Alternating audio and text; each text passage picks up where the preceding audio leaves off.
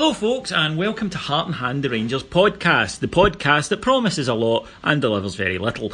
This week on Heart and Hand, it's a season review, 2017-18, a season that promised a... yeah, you get the picture.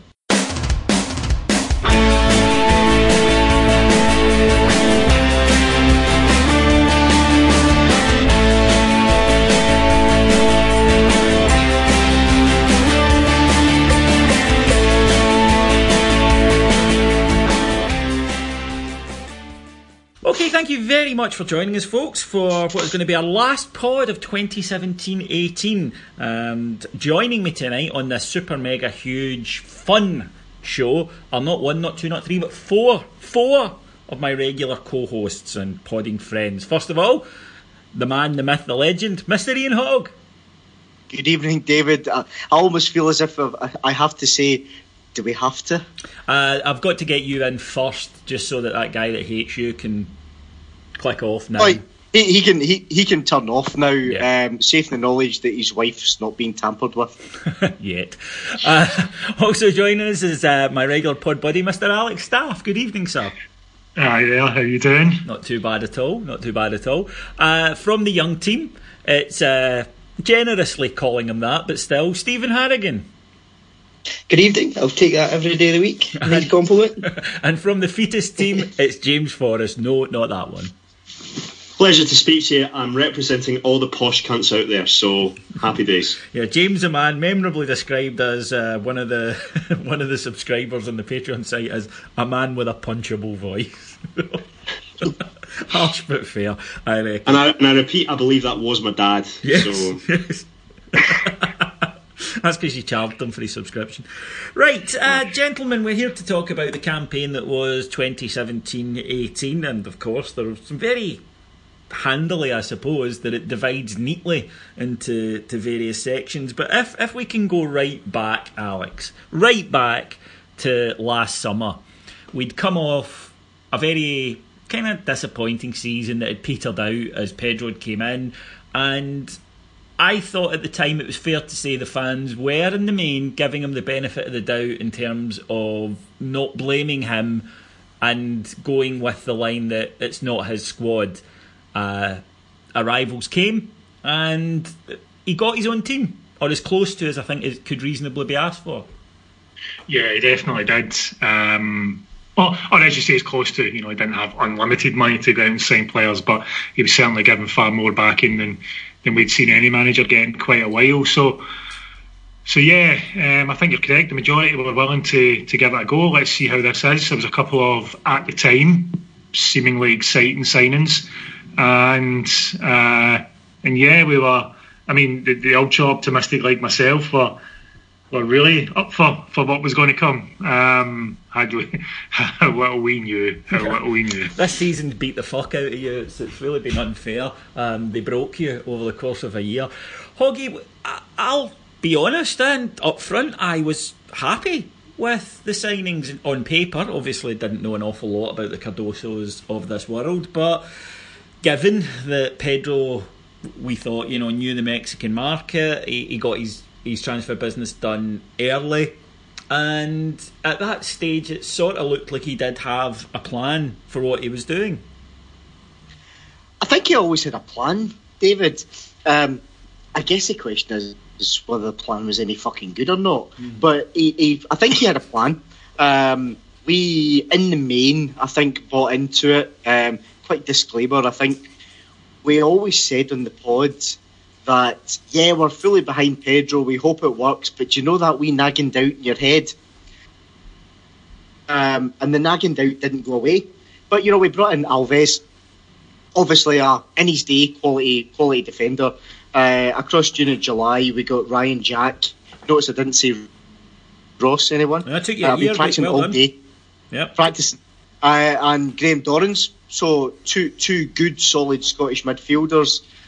Cardoso and Candeas, didn't know much about them, but Cardoso especially was quite handsome. And similarly with Herrera and Pena. Pena looked exciting because he looked like some Mexican mobster, and Herrera again was like a young Joseph Stalin. We also signed Alfredo Morelos from Helsinki.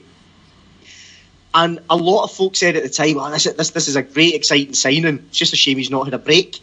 So at the time, I think, he's given the resources. He gets broadly, I think, the signings that he wanted.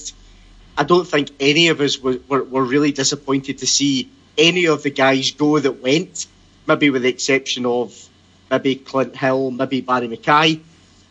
But this was, we're at the start of June. We're moving our way through June. He's got no excuses at this point. He's been given the tools. He's got to go and start delivering basically from the outset. And then, Stephen, progress neither con happened. Yes, that's probably about the time. I know, not surprised you or anybody that knows me. That's the time I completely gave up on Pedro. I must admit. As Hoggy and Alex has alluded to, we strengthened the areas we had to strengthen in the team. We brought in Ryan Jack for a wee bit of defensive cover, and we went into progress. And the first leg, we passed up a varied number of chances to kill the game off, and it was kind of written off as, look, it's just another pre-season game. We'll go over there and scuff some 3-0, and it'll be easy street. And this was the progress team itself. I think they brought in 12 new players. They were part-time. The result, the performance, and as I'm sure we go through it, the theme that develops at the level of goals we lost in the second leg, it was unforgivable. We looked unfit, we looked without direction, we looked without leadership, and then to cap it all off, Pedro went out and argued with the fans. It's never a good sign or points to something positive. No, you never win, I don't think, out of that situation. No, in these days of pictures being available instantly, it was never going to work out. And James, how much of our support of Pedro was defiance? Because I will stand by this. I thought that the treatment he received from the Scottish footballing establishment and the media at large was abhorrent. I thought that at best it was xenophobic, and that's being kind. Oh yeah, I think by the time the Progress debacle happened, I think for most, if not all, of the supporters, it was a case of how long, rather than if Pedro is going to succeed. It's a case of how long has he got at this stage. I think there was some fans who would have happily seen him gone after that, to be honest with you. I was in the camp of, unless there's significant improvement on the field going into early domestic games, then I don't see why we need to keep him. But he was also incredibly likeable. It was that horrible paradox that we had to deal with, where we really liked him as a guy. He seemed to get many things about Rangers which, endeared him to the supporters. But at the same time, he didn't look like a Rangers quality manager, or certainly a quality manager for the level that we were needing at that point. So it was a case of desperation, wanting him to succeed. But I think, to be honest with you, I think we all knew, especially by that point of the season, that it was only going to end one way. Yeah, I think, and David, just to add to that, and of course this is with the benefit of 2020 hindsight, but we were always up front in this show, and we always said really want Pedro to succeed. If he does, we succeed. There's just that nagging doubt. I think James hits the nail on the head when he says he was just too nice a bloke. It's like how many people out there want the Rangers manager to be the young boy the young lady takes home to meet her family because he's nice. I want a Rangers manager to be an absolute fucking bastard and a winner. And I think we've learnt that the hard way this season. I thought Pedro was aggressive. It just wasn't channelled in the right direction, and I think that sums up a lot of his problems. Now, we won't go through it week by week, game by game, although we can, if anyone wants to chuck in games where they thought, I know that the Motherwell semi-final for me was a huge one, but let's look at why it went so badly wrong. And I suppose, Alex, the simple explanation is he just didn't know what he was talking about, and I don't think it was that, even though he's kind of gone into a bit of a tailspin with the job following it. But I do worry or wonder if he was a guy who knows football, new tactics, etc., inside out. And when you listen to him talking about it, it was very interesting. But because you know the theory doesn't necessarily mean you've got the skills to put it into practice. And the soft skills surrounding any manager, but especially sport, elite sport, that clearly was where he struggled with, I think, because the dressing room was in uproar from about September.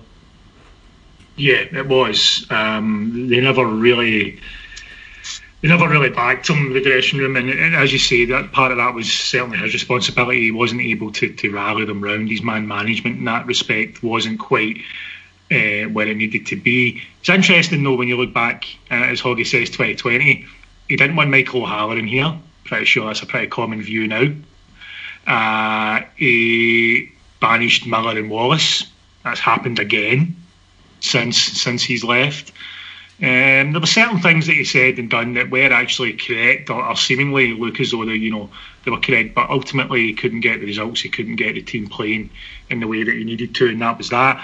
I always felt his approach was maybe a little bit too simplistic on the park. He was looking for a team where it was, get a lot of crosses into the box, and his original plan was to have Herrera and Pena, both of whom were good at attacking a ball in the box. That was his original plan, to have them feeding off of crosses from Candace on the right.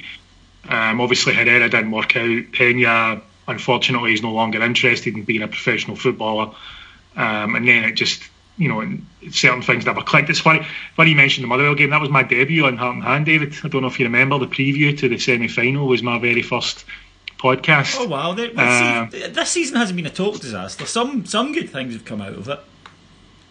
Yeah. You managed. I like the way there was a gap there, Alex, as you thought about it for a minute and went, "What?" Yeah, I was trying to think who it's been good for. well, it's been good for me. I mean, look at the blue pounds rolling in through, No, but I remember the Motherwell game sort of summed up quite a bit. We played well in the first half. We missed a load of chances. We let a goal down. The team looked lost, and the referee, as we'd seen in other games previous to that, was just allowing whatever team wasn't playing in blue to do whatever the hell they liked, and all of that just conspired to ultimately, when your manager's not quite getting enough out of you anyway, all of these things are only ever going to just build up and make things worse. So yeah, it was just a poor reign, unfortunately, and I definitely got it wrong at the time. I was, consistently trying to defend them and hoping that things would break, but looking back, it was obviously never like that. People are going to look back on this, Steve, in decades, I think, and go, "What was that?" Because Alex is right. When you're in it, and look, you try to be positive. I admit we try to be positive on here, because it would be too easy to come out and just go, "It's pish, everything's pish," and it would be a bit boring as well, I think. And it wouldn't be fun for us, never mind anything else. So we looked at the positives, but you spoke about it right from minute one. The back of your mind, you were going, really? Qatar? I've never heard of the guy. It was an extraordinary decision. Yeah, he came across as a bit of a snake oil salesman. I would put him in the same kind of bracket as, see, like a Steve McLaren, where he's clearly a very good coach or assistant coach that knows the structure of a game, but when he has to be the top man, he's not got the people skills, or he couldn't command a dressing room, to gain the instant respect probably needed. I think on the point of, if he'd binned Wallace and Miller in July, nobody would have batted an eyelid probably, but it's the fact that he done it when he done it. And that was coupled with signings being so poor. I don't know who appointed him on the board. I don't know what he done to get in there, because his name was plucked out of nowhere. It wasn't even links or anything. It was just from absolutely nowhere his name came. And then of course for the board not to have a backup plan after the Progress game was even more staggering, because everybody could see it. I would even go as far back as the first Celtic game as well. I think that's when the majority of the fans really turned, because we've seen Celtic come to Ibrox, and for the last 5 minutes they were 2-0 up and they bullied us. They were just passing the ball about laying it, and not even one player in our team thought to just take the card and just go through one of them, just to send out a message. And again, by the time we got to the semi-final, there was a way to play against Pedro's team. It was just get physical. We're not up for the fight, and that's how it turned out. Hoggy, I absolutely agree with what Stephen said there, and we moved to a ridiculous game at Ibrox where Rangers are a goal up, are awarded a penalty in the last minute. Kurt Broadfoot acts like a dick and gets Ryan Jack sent off erroneously. Another theme of this season, Ryan Jack being sent off and the red card being rescinded. And Daniel Candeias misses the penalty. Kilmarnock go up the field, score. It's one each. The crowd go nuts, go absolutely mental, and Pedro's out in his arse the next day. Stephen touched on it. I admit, that I was assuming that there would be an appointment within a couple of weeks because they'd taken a long time to get Pedro and been criticised for it, and I think the realisation, the feeling among the fan would have led to the realisation among the board is that you can't just act and then expect us to wait on a new manager. And we finally got a new manager a couple of weeks ago. So almost from that moment the season was kind of in the toilet. Well, let's disregard last season for a second, although I know that's hard because, you know, Celtic came to our place and took us to bits, and Pedro basically let them. Almost using the excuse, I wanted to see how the players would stand up. And I must admit, that's probably the first time the alarm bells went off for me, David, because you're thinking, well, you've been appointed because they've been fucking horrendous. How do you think they would stand up if you basically just let it be open season? But after what happened against Progress Niederkorn, on the 4th of July 2017, the schools have only been off for about 5 days, and we're out in our arse. At that point, I would have expected a competent board running any company to go, right, this doesn't look as if it's going very well. We need plans B, C, D, E and F getting formulated right now. And quite clearly we didn't do that. We had a plan B. The plan B was called hopefully get Derek McInnes. I'm fairly sure that's what it'll be filed under as well. And even that turned out to be an utter shambles. So I'm like you. I expected him to go. I expected the Rangers board to act like a grown-up board of directors and have good plans in place and be ready to execute them quite quickly. How wrong I was.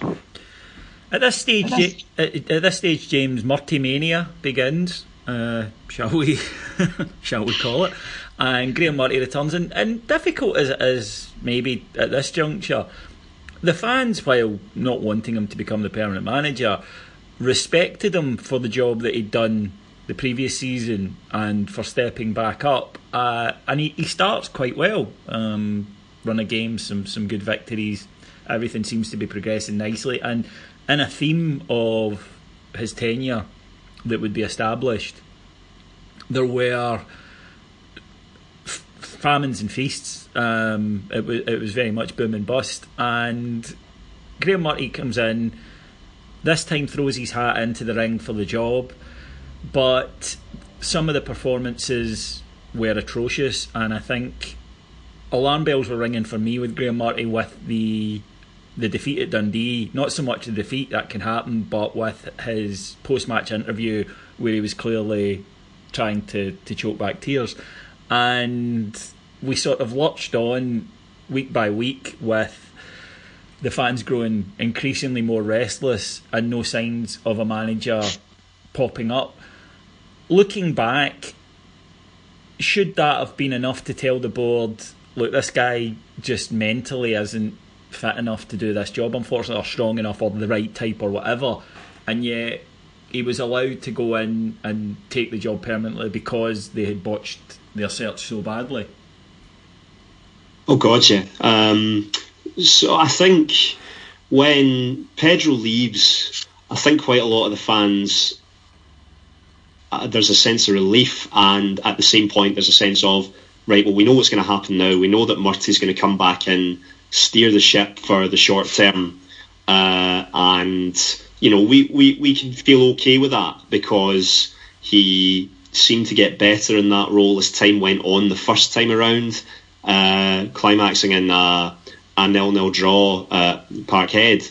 So, there was a sense of, right, okay, so, for 3-4 games, this could be okay while we, do the search for our new manager. It started off okay. The Dundee game is probably, of all that period, from the point where Murty is the kind of quote-unquote interim manager, that's the game that stands out because of the post-match interview. You looked at that and I think quite a few of us were saying that he needs to be taken out of that situation because there is a real danger. It's that phrase we've used before about him. It's that duty of care that you shouldn't put someone through that if it's very clear that they're not capable of being in that role. And it's weird because it's different from last time because he has said that no, I'm now looking to take this job on full time. So all of a sudden the fans are looking at him in a slightly different light, and you almost sort of had two different camps. You had those who thought, no, Murty's not the guy, and then you had the kind of Murty mania, as you say, going on. I was unsure. I kind of swayed back and forth a bit. We were hoping to get in Derek McInnes. I think was, certainly from the club's point of view, that was clearly the target. I was of the opinion that was the best appointment we could have made at that point. And it just one of the wonderful ways to sum up this season is the way in which we went about that, which was frankly disgraceful. Yeah, and Derek McInnes is signed, sealed, oh no, it's not happening. Hugely embarrassing for the club. We waited 6 weeks to try and appoint the guy that everyone thought we were going to appoint day one and then didn't. Of course, the sheep revelled in it, but he who laughs last and all that, they're now stuck with him. Alex, what's funny will no go by you, as my gran used to say, and I used to say, God, I wish he would stop saying that. But Derek McInnes was a strange thing in that not Rangers going for him because it kind of made sense on one level, and the media were right behind it. But you had a strange situation where, at best, Rangers fans who wanted him had talked themselves into it. I didn't meet anybody who, the day after Pedro went, said we must go out and get Derek McInnes. That's the right decision. It was, as James said, his biggest cheerleaders were people who were saying he's probably about the best we could get just now. There was no excitement in the approach for him, and that was peculiar. Yeah, no excitement from us Aberdeen fans at the time, and it wasn't just he's going to Rangers, so let's turn on him type thing. They just watched them lose twice to us, broken Rangers. We'd been beaten by Dundee on the Friday night. Our manager was nearly in tears, and then he went out and beat Aberdeen 2 games in a row. I mean, we were there for the taking, and Derek McInnes couldn't do it against the 10-man Rangers in the second game at their own ground, actually. Still managed to contrive to lose that. So the Aberdeen fans just thought, right, okay, this guy isn't for us for the bigger matches. I was pretty vocal at the time saying I didn't want him, but you're right, most fans were kind of resigned to, this is going to happen. He was Walter Smith's kind of choice, and Dave King at that point wasn't giving Mark Allen the sort of freedom to do his job. So Dave King would look at something like Walter saying you should get Derek McInnes, he's the right man for Rangers. King was going to go for that. We'd all resigned ourselves to that. Nobody was particularly enthused, but we were at a stage where we really need a manager, so if this is where it's going to be, let's get it done. And then, despite what you've heard, despite all the stories that have come out since, he shat it. And I'm still to this day I'm kind of lost as to exactly why, if I'm brutally honest. I don't know what changed in his mind so much You know, that Keith Jackson story just after it broke that he wasn't coming, the whole, we didn't make him feel wanted enough. Yeah. Thank God we never hired him. Because, you know, let's be honest here, we've got far too many people to mollycoddle at the club as it is. Yes. We didn't need a manager, they needed to feel wanted as well. What I loved about that story was not so much the fact that it had run, but the fact that Derek McInnes genuinely thought that a story coming out saying you didn't make me feel loved enough would actually get him sympathy and would make the Rangers fans angry, rather than, as you say, going, fucking hell, what a loser. Imagine what he'd be like on his period. It would have been we couldn't have coped with it. But there were two major announcements in December, Hoggy. The first one was that Rangers, after failing to get Derek McInnes, sort of gave up a wee bit, I think, and just went fuck it and gave it to Graham Murty. And the other was that Heart and Hand was launching a subscription service, and one of these turned out to be game changing. Yeah, one of them turned out to be, I think, and this is a personal opinion, pretty successful, and the other one turned out to be as predictably pish as we all predicted. Murty getting the job was lazy, no plan C nonsense. This is a guy that, granted, had come in for whatever it was, 6 weeks in his first spell. He'd done okay. I think a lot of people gloss over the end-to-end results because he got a draw at Celtic Parkhead. This time round, he'd been given the job, lost 2 in the bounce, and the second game against Dundee, he looked like a totally broken man. He was almost in tears, and we discussed privately and in the open and you know on the pod, David, about his mental state. And actually, it's not right that an employer lets an employee in a senior management position go onto the mainstream media to be effectively interviewed in that manner. That was not right. It was not fair. So what do Rangers do? We appoint him as a fucking manager, which just beggared belief. And there's a big believer in companies tend to get the outcome that they deserve. In football terms, or even in other companies in shareholder terms, that's not always true. But in terms of board of directors, you tend to get the outcomes that you deserve. And by God, our board of directors needed a damn long, hard look at themselves. In terms of Heart and Hand, it's been a fucking great 5 months. It's been great fun. Yeah, we're having a good time, but and so are our listeners. If you haven't subscribed yet, you should. We originally planned to do between 20 and 25 hours of content, extra content a month. We now do that in a week, and we don't charge any more, just $1.99 per month. So come and give it a go. Patreon.com/Heart and Hand. Stephen, he did have some advantages though that most interim managers don't get, because he was appointed to the end of the season, and I think it was despite Dave King's statement when Steven Gerrard was appointed that he knew he wasn't getting it.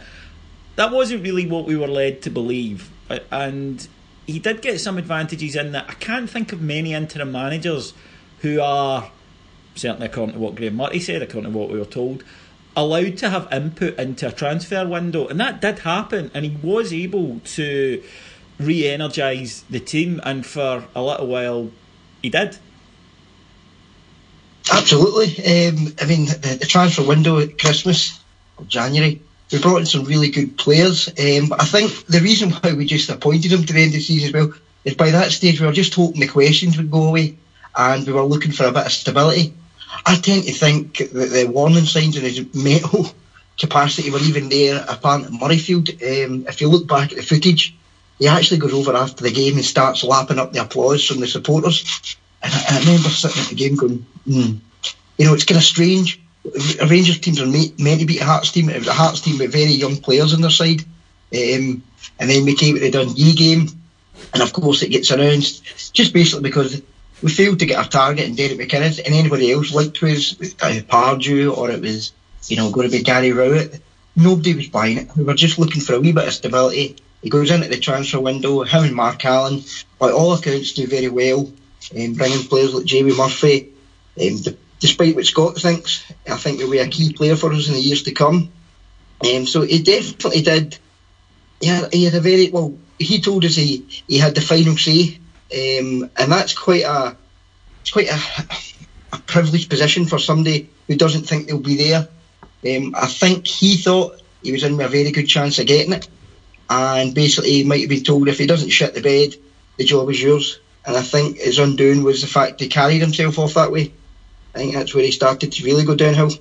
That's a really interesting point Stephen touches upon. There was a change in his manner round about that time, and to be fair, there was some good wind round about this period. So you're right, he went very quickly from being carrying himself like the kind of under-20s coach to there was a swagger that maybe was a little early, and you're right, that goes back to that Hearts game. That's a very good point.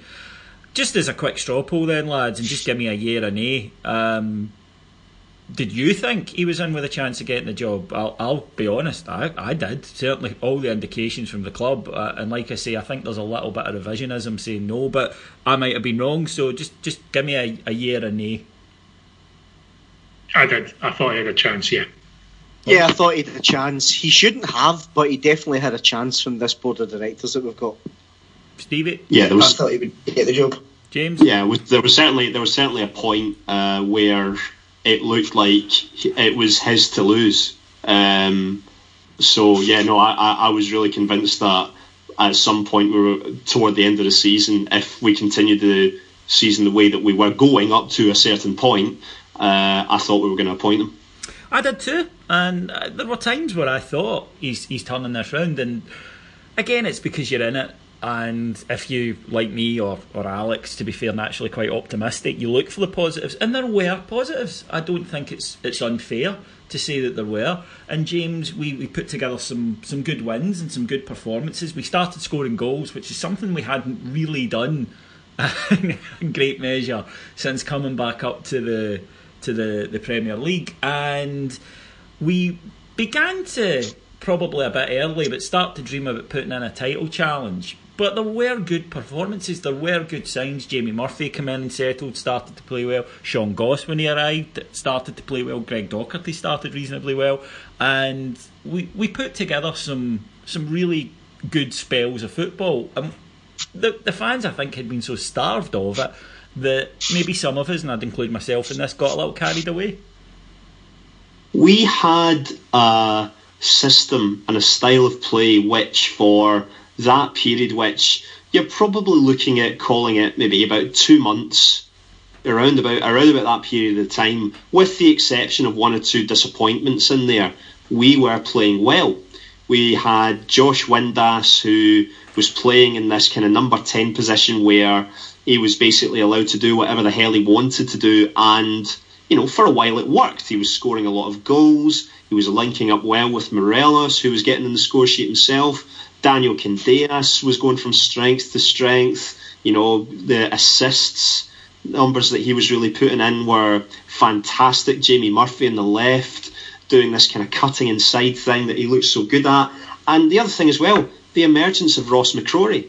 This happens around this time, and a lot of fans are getting very excited about him because this is, first time in quite a while where we're looking at this guy who's come through the youth ranks that is going to come in and be a first team player. And you could see him fitting into a number of different positions. So, for about 2 months or so, it was nice to be a Rangers fan. That mob on the other side of the city, they had lost their unbeaten run. They were, not as indestructible as what, certainly people in the media were making out. They were dropping points here and there, and the gap was closing, and we were getting really excited about the Old Firm game at Ibrox, thinking if we win this, then we're in with a real shout here. Now, Alex, in life, I think sometimes people you can find in a bar and they're sitting there talking about, I could have been a contender, but I got a one-way ticket to Palookaville.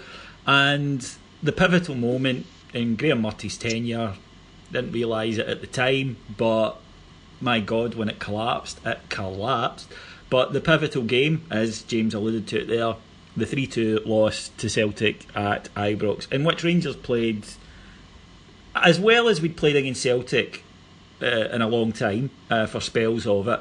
And in fact, at 2 each, when Celtic go down to 10 men, I had nothing but confidence we were going to go on and win that match. And from there, everything turns to shit. From that very moment, yeah. It was weird, almost, because we were looking at a team that was playing with some confidence, even in that match. Up until that red card, we were looking at a team that was playing with confidence. They were scoring a lot of goals, creating a lot of chances. There was, everybody wanting the ball, all that sort of stuff. From the minute that red card happened, everything seemed to dip. When it just looked like the game on the day, the last 30 minutes of that game was simply, we were hurting them on the break and finding space in behind them. When they went down to 10 men, they no longer left that space, and no one really seemed to know how to adapt to that. Yeah, it took, an absolute sitter from Morelos for us not to get something from the game. But from there, everything just kind of turned. It went, we followed that up with a really insipid performance against Kilmarnock to lose 1-0 at home. We were at half-time in the Motherwell game 2 games later. Everybody was done with it, let's be honest. Everybody was done with it. And we managed to pull that back to 2 each, and it was, completely, you didn't see that coming. But to be honest, after that second half, against Motherwell, do any of you guys remember a good performance under Murty after that? I mean, we had a couple of good results, but it wasn't a good performance anywhere. No, we didn't. You're right. They picked up the odd win. Hearts 2-0 springs to mind, but I don't remember a good performance out of that Rangers team afterwards. And it was as if one bump in the road completely threw the car off the road. And I don't understand it, if I'm being honest, because look, you can subscribe into the theory of, well, they're just a bunch of fucking losers, and there's obviously some truth in that, but even so, they must have something about them mentally to become professional footballers. You need that to get there. I don't know if the full stories came out about the breakdown relationship. Certainly there were reports that the players felt that they felt that, I think their success on the pitch changed Graham Murty almost week by week, and he became distant and aloof. And we spoke about it on the show. Sometimes just not being the previous guy is enough to give you a bump, and I think we saw that with Graham Murty.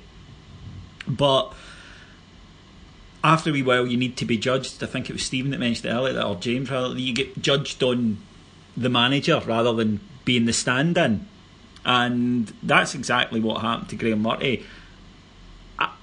I think emotion and growing up in public in a managerial sphere play a big part in this, rather than just hard and fast facts like tactics, although they obviously do play a part in it. But to lose one game narrowly, they didn't get fucked. That's the thing. Okay, they should have got at least a draw. They should have won it, let's be honest. But to lose one match and then utterly collapse and watch a squad of players all go into their shell as one was baffling. I mean, it was just bizarre. Yeah, it was. It was. Sorry, guys, I've taken this one. It was that. I think we said plenty of times at the time, the true measure of how good you are is when things are going against you. Are you able to fight back out of that? Are you able to find answers when you're not doing well?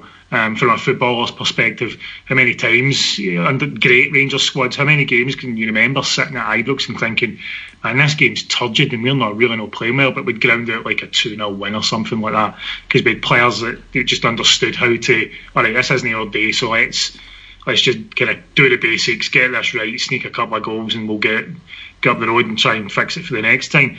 A squad just seemed to, when it came to adversity, they just seemed, the squad and Graham Murty just seemed to have zero answers as to how we beat that. And that, the evidence was, we're going to have to talk about the 2 Celtic games, aren't we? Those were really potentially the worst we've played in years against anyone, and just summed up exactly how far they'd fallen in such a short space of time, space of about a month, and things had just died like that. Well, at that point as well, Alex, we're we're at half time, or even at full time of the Motherwell game at the end of March. The players have basically chucked themselves off the cliff. The managers stood by and let them, to be honest. You said their tactics don't matter. Well, I didn't say tactics don't matter. I said that there are other factors at play. We've talked all season about tactics. So often he would play 2 in midfield when we needed 3. And be overrun, and he kept on doing it. However, quite clearly, he after an hour at Ibrox when Celtic got the man sent off, he had got no idea what to do next. I suspect the players realised that, and then for whatever reason, and the story I'm sure will come out at some point, probably through Kenny Miller's publicist, that the players seemed to either down tools or shit at themselves or whatever. A big believer, David, in leadership comes from the top, and in a footballing sense, leadership was coming from Graham Murty. And I will go back to the jacket chewing guy who was close to tears after Dundee, and him being allowed to be our manager for whatever it was, 6 months, is baffling. And when you look at it with that 2020 hindsight, the outcome was inevitable. But it was just painful to watch, and almost that kind of riding the waves of emotion as fantastic. We've actually won 3 games in a row, and the support rejoiced, forgetting for a sec that we're fucking Rangers here. 3 games in a win, and it's hallelujah time.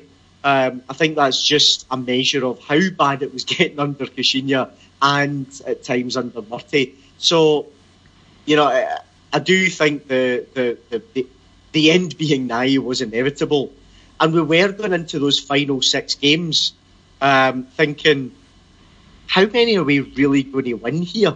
Because the answer could be 0. Yeah. Sorry, can I just very quickly jump on something that Hoggy said? He's talking about leadership coming from the top and Murty not having any answers in that game. One thing I think the listeners should appreciate, and hopefully people who have listened to us over the course of the season will know, that in no way exonerates our players. No, correct. We have a bunch of professional footballers who should not need the sort of guidance that they seem to demand. They shouldn't. If you're on a pitch and the other team's down to 10 men and they've changed things, you shouldn't need your manager. People talk about how Brendan Rodgers done really well tactically. It wasn't Brendan Rodgers that won Celtic that game. It was Scott Brown, sadly, who dragged all his players in and got them going, showed a bit of leadership on the pitch. And that's the biggest difference between us and them right now on the park. And sometimes, you've talked about earlier, David, there's got to be something about you to make it as a professional footballer. But too many of our players seem to just look at other people and just say, right, what do I do now? Yeah. And that's not going to win you anything. Successful teams don't do that. They don't rely upon their manager. They're able to make changes when they're on the pitch and go with that. They're coached, they're trained to do these things. And for Murty certainly takes responsibility, but our players did not do enough either. Nope, totally agree. And Stevie, then we find ourselves in a situation where the players are in a huff, the manager is quite clearly in a huff, and we then go to play Celtic twice, get humiliated, and look, there's no hiding place. They were looking for a hiding place, we won't. We had to front it up as fans, and at that stage the board have to act and they have to remove, but not before the inevitable clusterfuck of the Miller and Wallace situation. And at this stage the whole thing has just completely broken up. There is nothing positive happening in and around the club at this point, and I think the fans quite rightly at this stage were livid at everyone, be from the boardroom to the manager's office to the training ground. I think that we had been let down by everyone at that stage. Most fans, everybody at least I spoke to, know everybody was baying for blood. We'd seen a complete lack of leadership off the field and on it. I think the semi-final loss, we spoke about it in even the WhatsApp group. We go in at half time and we're getting cuffed. I think Murty that's when he really lost the team, because he set out a certain way and instructed the players to maybe not press as they seem fit. Even at half time, the players didn't get themselves together, pull their socks up and do a kind of, Scotland on George Burley act, where they just take the game on themselves and say, we need to have something about us, a wee bit of respectability, and try and claw ourselves back in it. And we never seen anything until Bruno Alves came on. He was the only player that came on and, he ran, I think, 30 yards to get involved, to argue with referees. That's been something we hadn't seen. And we shouldn't have been surprised at this group of players. You talk about having good performances, but the majority of them was away from Ibrox. We hadn't coped with the pressure. We'd get beat off Motherwell in the semi-final. By this time the semi-final comes, you have Halliday that's going off arguing with the manager. And I think the most telling thing about that is Jimmy Nicholl and Jonathan Johansson are sitting there doing nothing. They just turn a blind eye. I think it's Liam Kelly that, in fact, is trying to calm him down. I mean, can you imagine that in any other time or any other big club? You just wouldn't be stood for. And then you have the whole fracas happens after it. So by that point, I was surprised even lasted after that to the next Celtic game, and you just seen what we seen then was just the cast overs, wasn't it? It was just everything left over. I don't think anybody expected us to get a result there. And as you say, the negativity surrounding us, we were dying for something. We really were looking for some positive news from somewhere, who our next manager would be. We needed something, and of course we were still in a fight. I don't think anybody believed we would truly get second. I think it was more likely to be third or fourth, but we were still in a fight for the positions, and we weren't really confident of picking up points too many places along the stretch. We get 5 points out of 9 after Graham Murty's removed. Don't think I'm not even going to waste time asking any of you if it was the right move. It clearly was. And Jimmy Nicholl and Jonathan Johansson do well, I think, to even rally and get the 5 points for the last 3 matches. It's not enough. We finished third, but by that stage the fans just really want the season over. James, one thing I want to go into, and I want all your take on this, because I've been accused of being overly negative about it, and we've got one of the reasons that it's you guys is I think we've got people who are maybe a bit like me in terms of being overly optimistic, Alex. Yes. People who are a bit like Hoggy and Stephen, and James, you're in the middle. So I think, right, so I've put together this panel with care. Also, I like the fact that if you take our 5 accents, we go really from, it's like inside a courtroom, you know what I mean? I think it goes right from the judge to the accused, if you take our 5 accents in a line. I quite like that. Hoggy, what have you done this time? Was it me, and you can't prove it. Honestly, madam, it went off in my hand. Yes. But James, I want to talk about refereeing this season with Rangers, because look, we were fucking awful from start to finish. No Rangers fans are going to turn around and say we've been anything but a clusterfuck on and off the park, football operations wise, because I can hear Andy in the background going, well, the books are okay. So football side of the business has been an absolute disaster.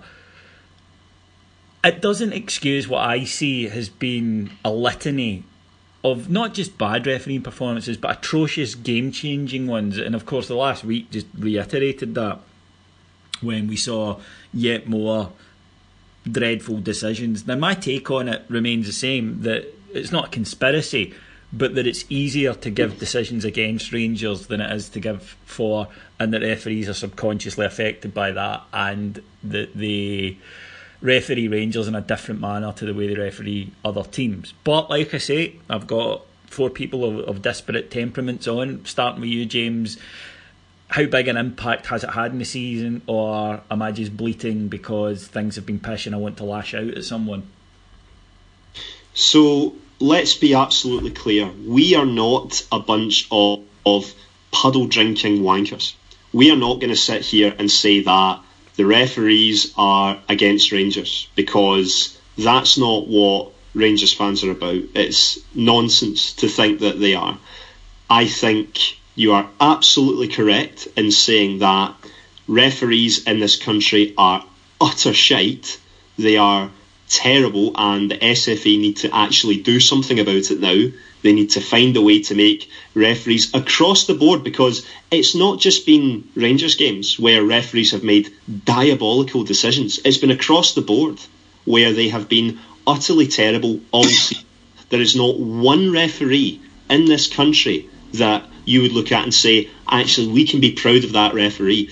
And this has been going on for years. The last referee that you could look at and say, actually, he was all right, is Hugh Dallas. And let's be honest, he wasn't great all the time. He still had a good few mistakes in him even then.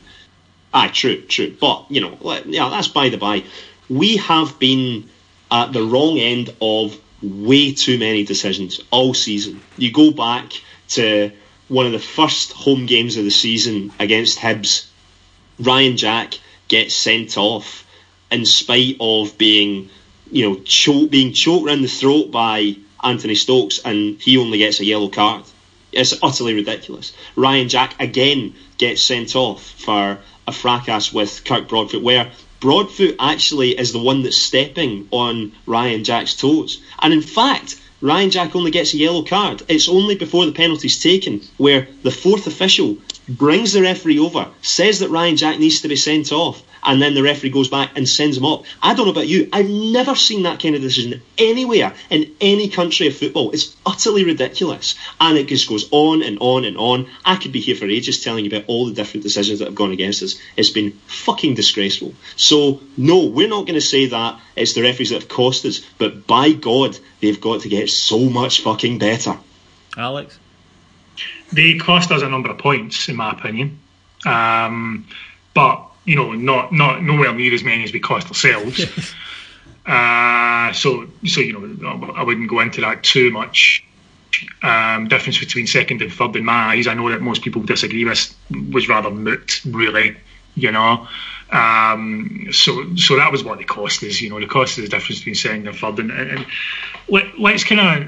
let's try and be fair here, yeah, because you'll always hear this often used complete bullshit line of these things even themselves out over the course of a season with zero evidence, that that's even close to true.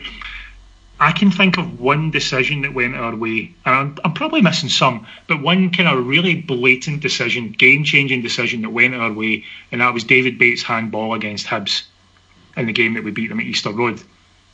Yeah. Off the top of your head, guys, can anybody think of anything else where you looked at it at the time and thought, Jesus, we got away with one there big time?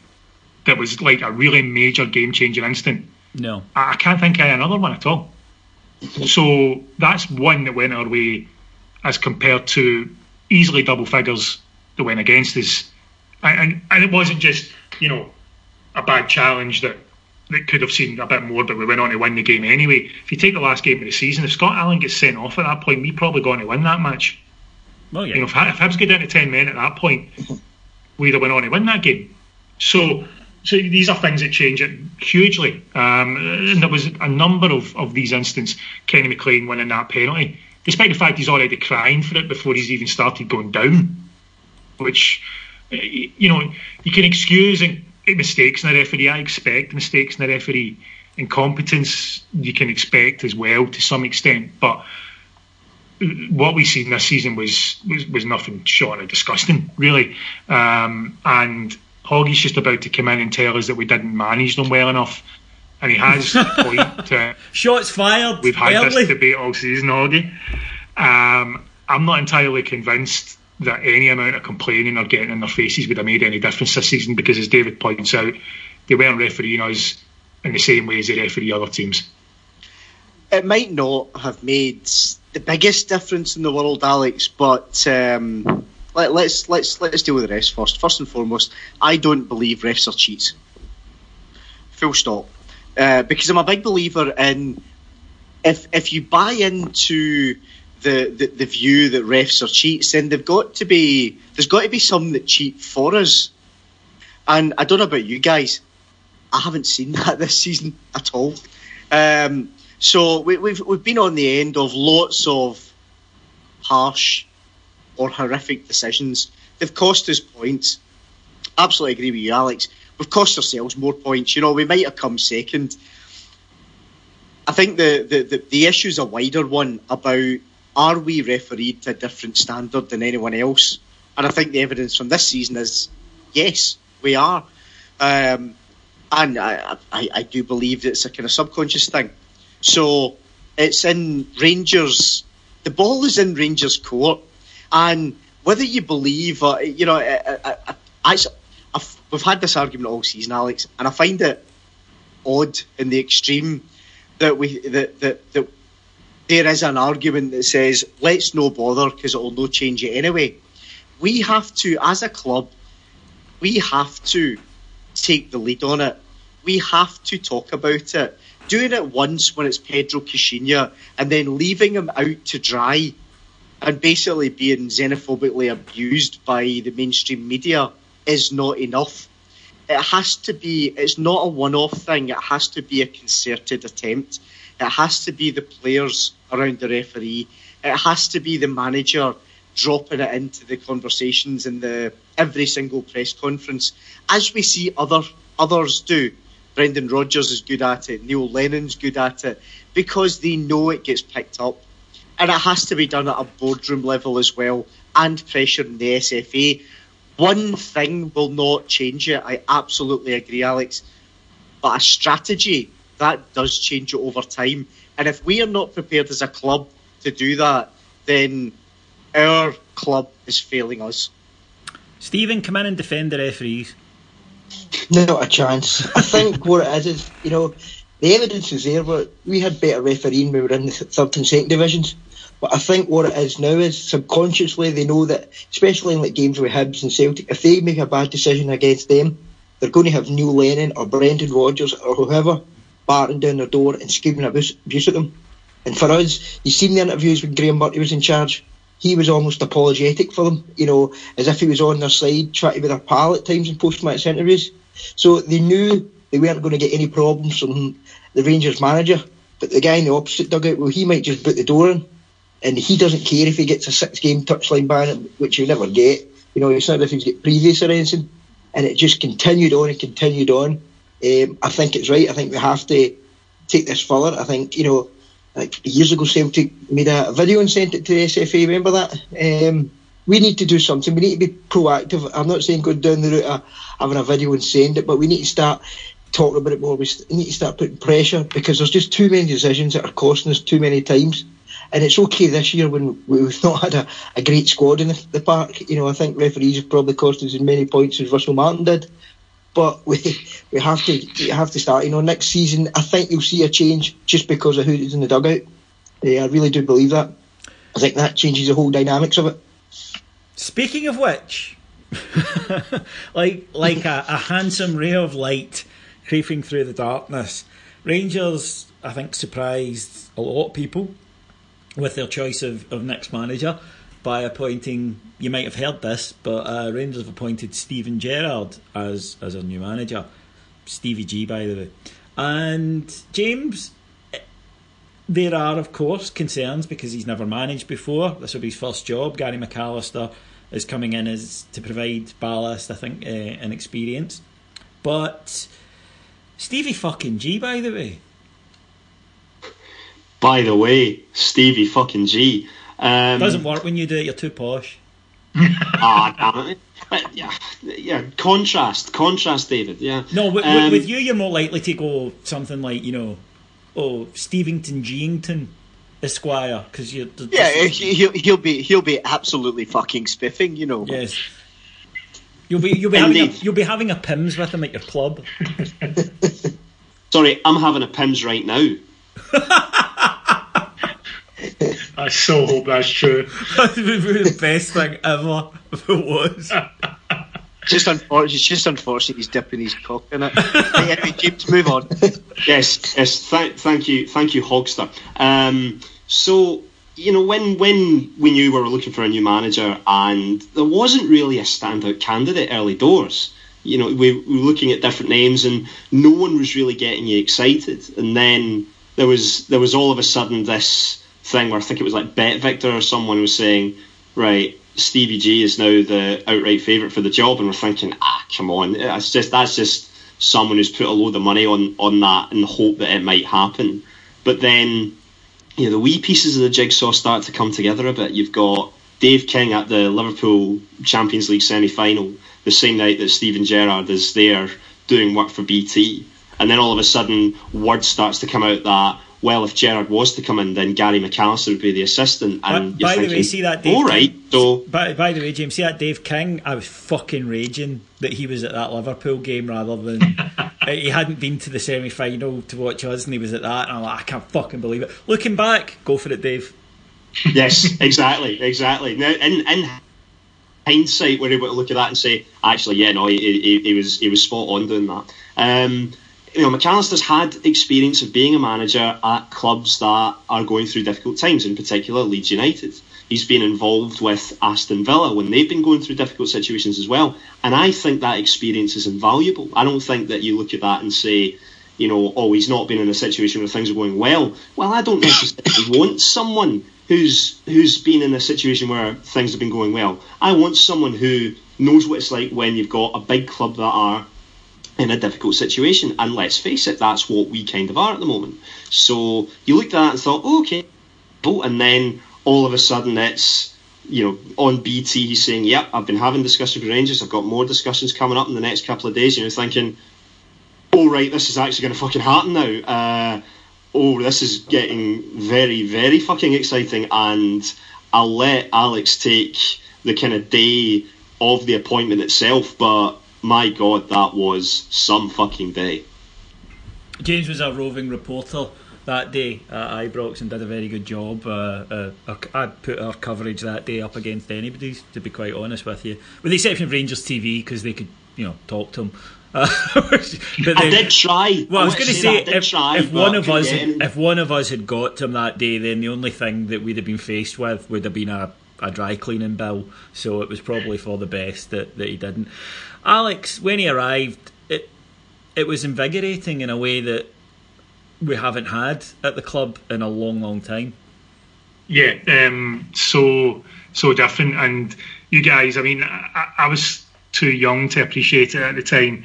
Anybody a few years older than me's probably got some decent memories of it.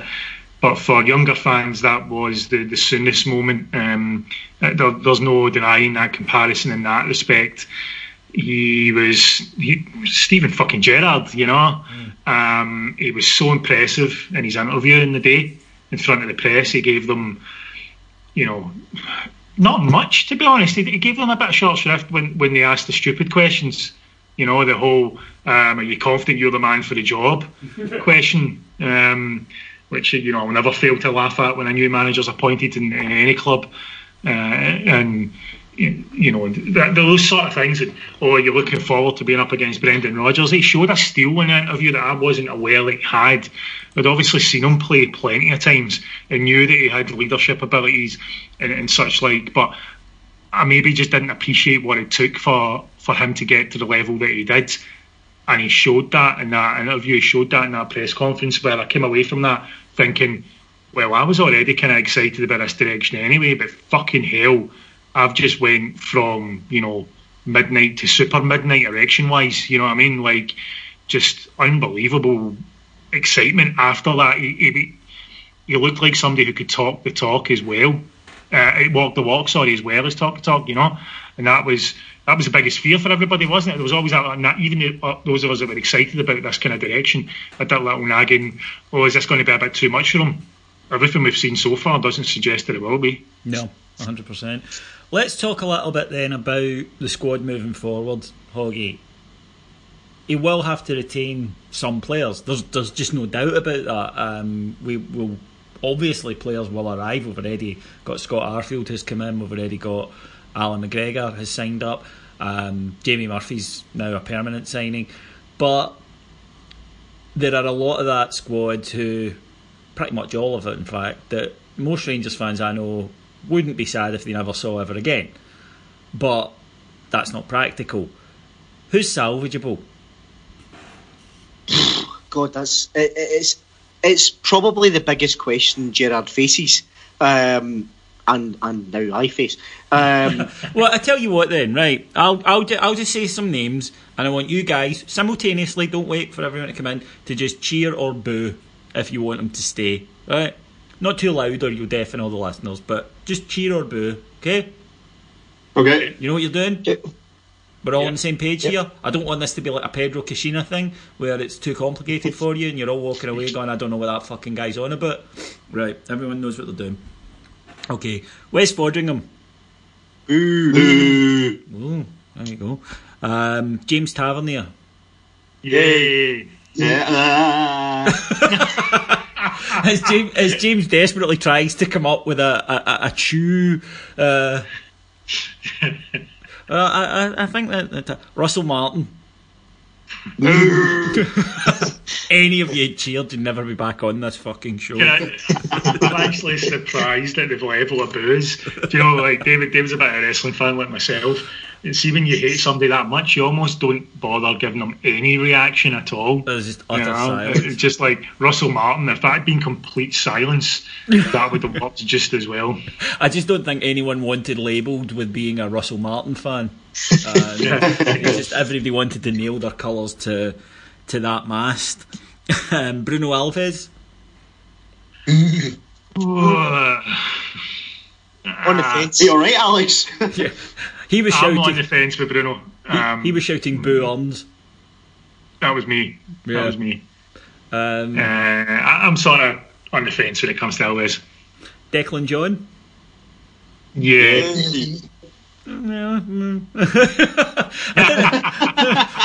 I wasn't expecting. Let's keep him. Let's keep him because we have no other left backs. If Lee Wallace inevitably goes, and as you said up front, David, we can't possibly fucking replace everyone. No. Andy Halliday. That was universal. The worst part, David? But that was the exact same reaction you got in your very first live pod when you were doing this. Yes. And you asked people away over a year ago, yes. keep Andy Halliday, and there was a resounding no. Yes. And we're still having to do this a year We're later. still having to do it. We did try to say to Azerbaijan, but Daniel Candeas. Yeah. I think that's fair enough. In all honesty, couple of interesting ones now. Josh Windass. Boo and get him to fuck and never come back. Yep. What Hoggy said. Go on, Alex. You love him. Come on, defend him. He's your boy. He was one of our top performers this season, like it or not. So I was a third top performer this season. And I didn't fucking play. You were close. Yeah. You were close. In fact, I tell you what, Alex, make him a fucking referee, and then you will grow to hate both him and the referee. You know, Hoggy, I have no issues with criticism of Josh Windass's ability. I have no issues with criticism of Josh Windass's, style of play. Where I do have issues the fact that every single fucking thing seems to be his fault when we don't play well. When I would get wound up by when he played well, he never really got much praise. But when the team was shite, Josh Windass got the absolute mauling. Fans don't like him. That's as simple as that. I would keep him if there wasn't an offer for him. If there's a decent offer for him, for our sake, for the fans' sake, and for his sake, he should go. Do you know what, Alex? I tend to. Everyone, hold on to your hats. I agree with what you've just said, 100%. Because if you can keep him and he grows up and matures a little bit, and he learns how to act and play as a proper team playing professional footballer under a former world class midfielder, two former world class midfielders, then he's got a chance.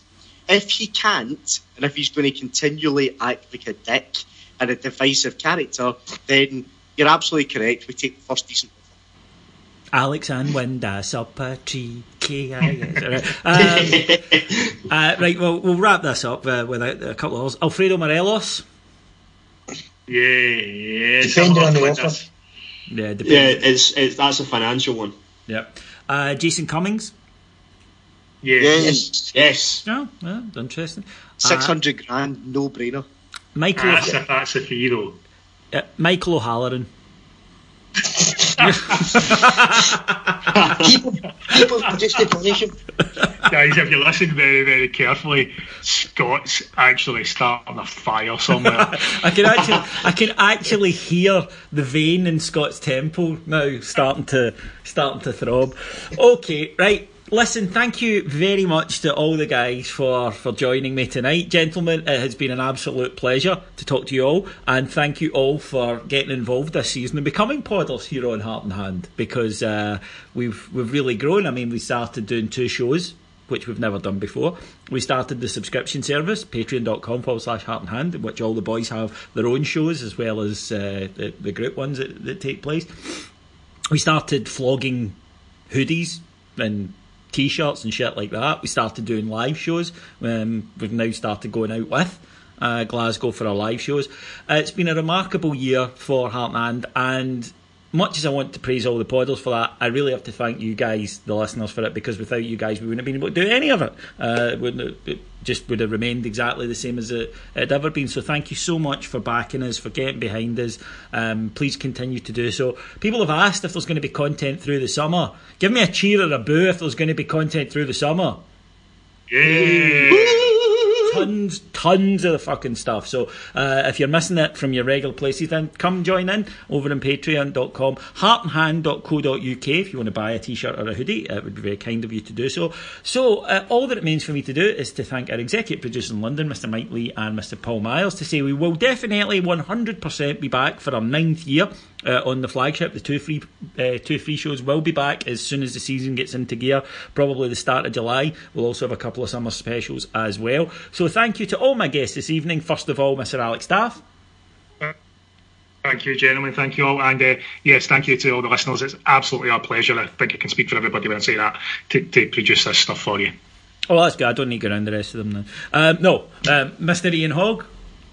Pleasure, David, and thanks everyone for listening. Mr. Stephen Harrigan. Thank you very much. It's been a pleasure. And Mr. James Forrest. No, not that one.